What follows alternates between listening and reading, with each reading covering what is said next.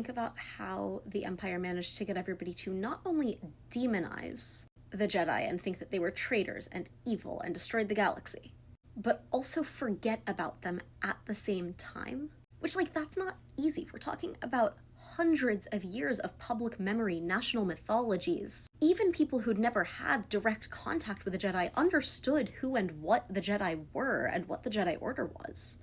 Planets had mythology that had to do directly with the Force. Whole religious orders that had nothing to do with Force sensitivity had sprung up around the galaxy and then immediately followed by the Clone Wars. Throughout the Clone Wars, the Jedi had had more public visibility on worlds with minimal Jedi contact through the wars than they had ever had before. So it should have been really difficult to purge the Jedi from public memory. But the Empire pulled it off.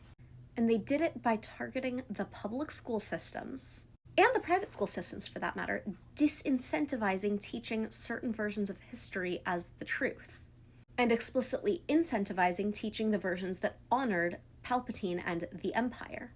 And they tore down statues across the galaxy of Jedi who had been war heroes, educators, innovators, inventors, and they replaced them all with statues of Sheev Palpatine. They rewrote history by changing its iconography.